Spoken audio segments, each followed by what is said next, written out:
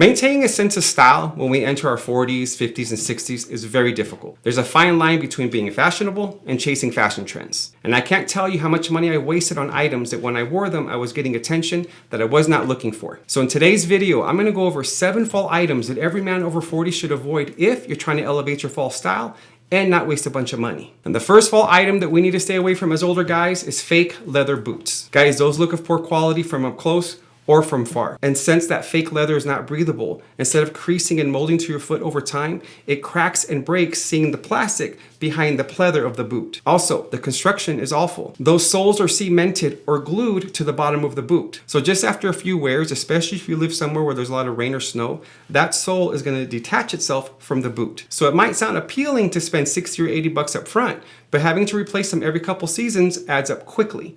Instead, I recommend that you go with a high quality boot, something with a top grain leather and something that has a Goodyear constructed sole. That way, as that leather ages, it ages with creases that mold to your foot and a beautiful patina that ages with that leather. Also, with Goodyear constructed soles and there's wear and tear on the sole, instead of having to replace the boot, you take it to a reputable cobbler and they replace the sole for you, saving the boot, thus saving you a bunch of money in the long run. The ones I'm going to recommend to you are from Thursday Boot Company. They have a top grain leather, Goodyear constructed soles, and they're comfortable right out of the box. I'll link these below for you. The second thing we need to stay away from as older guys is fake leather jackets.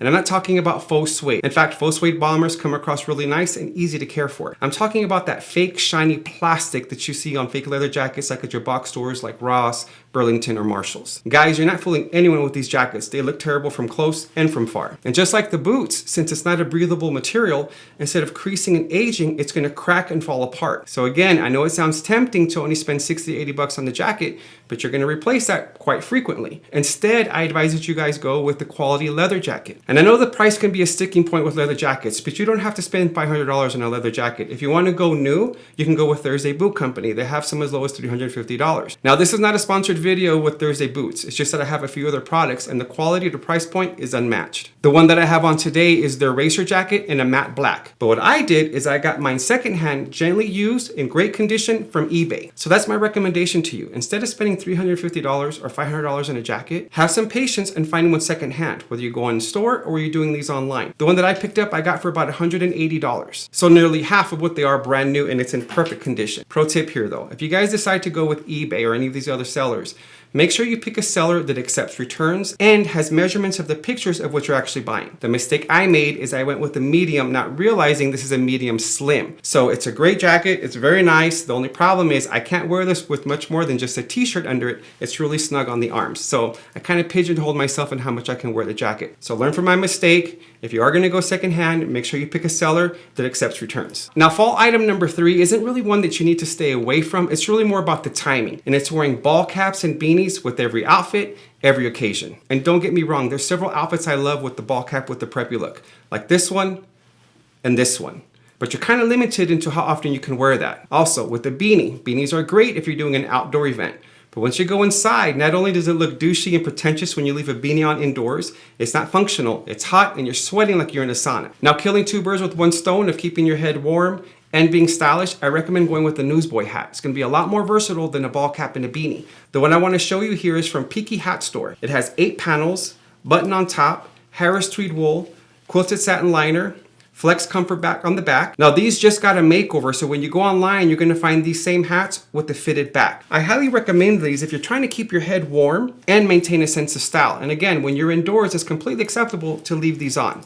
I'll link them below. Now, sticking with accessories, fall item number 4 that I absolutely recommend you stay away from are those ridiculous fingerless gloves, especially the ones that have the mitten that folds back and Velcro to the back of the glove. Now, if you're using those for functionality so you can mess with your touchscreen on your devices, they make gloves now where the material on the index finger and the thumb allows you to match with your touchscreens. So instead, I recommend you guys going with a brown leather glove and a black leather glove. Either one of those are going to go with any of your outfits and they're going to be distinguished and timeless, maintaining your style while keeping your hands warm. Now, as an older guy, if you want to be taken seriously, we need to avoid fall item number 5 as well, and it's those novelty sweaters. You know, the ones that I'm talking about, the ones that have someone clanking a beer in the front of the chest. We're about to enter the holiday season, so you'll go into a bunch of different contests for the ugly sweater contest. Listen guys, I'm a very competitive guy, but an ugly sweater contest is not something I'm trying to win.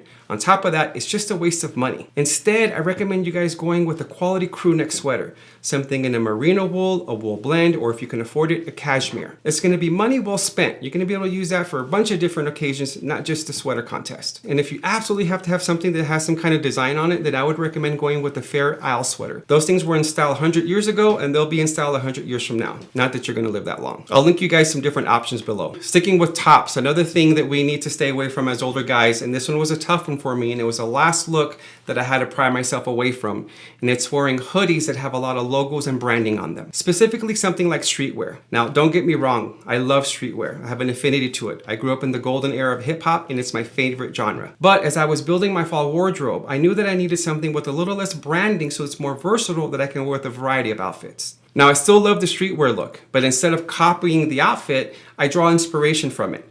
So instead of wearing maybe a hoodie that has a bunch of logos on it like Babe, Supreme, or Amiri, instead I'll get a basic hoodie with high quality, whether a soft cotton or cashmere. And I usually go with the heather gray because it's just really versatile. Instead of wearing my skinny biker jeans, I'll wear slim cut jeans in a darker color. Instead of throwing on my Jordans, I'll wear high quality athletic minimal sneakers. So I'm still drawing inspiration from it. I just made it a little bit more timeless so it goes more with my wardrobe. Now, number 7, I left for last on purpose. This is the one I get the most pushback on, and it's wearing Lightwash jeans in the fall and winter. Now, before you jump into the comments and tell me you're gonna wear whatever you want, I hear you. In fact, I love Lightwash jeans. I wear them in the spring and the summer. But let me at least explain to you why I'm suggesting you to make this change, and maybe I can win some of you over. So when I am wearing my Lightwash jeans, I'm usually pairing it up with a light colored shirt with lighter fabrics. But in the fall, I go with darker earth tones and thicker textures. But if I pair a darker shirt with Lightwash jeans, it kind of offsets the look of the outfit. So instead, I recommend going with a dark wash jean, something in a medium or an indigo blue or black,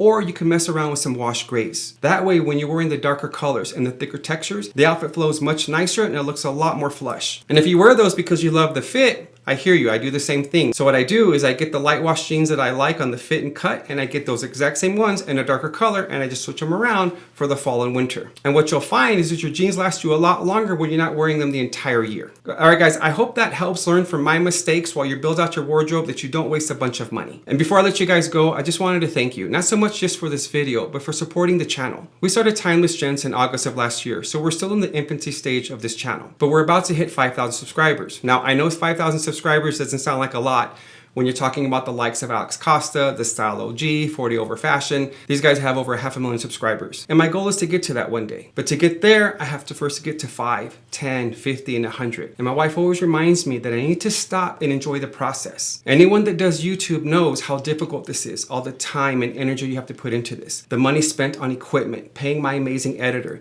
and my thumbnail creator. It adds up, so it's very easy to focus on the end goal. But I wanted to take a moment to celebrate the small victories. And thank you guys. Thank you to my friends and family who have been with me since I started this journey, and to my amazing wife, who's my biggest fan and huge supporter and very understanding, even when I have to back out of some family plans so I can dedicate time to this craft. But also importantly, to the strangers who don't even know me, who take the time to like, share, and subscribe to this channel. I don't take it lightly. I appreciate you more than you know. And my commitment to you is that I'll continue bringing you quality content that's useful to you so that we can continue growing this channel together. And as always, thanks again, and see you in the next one.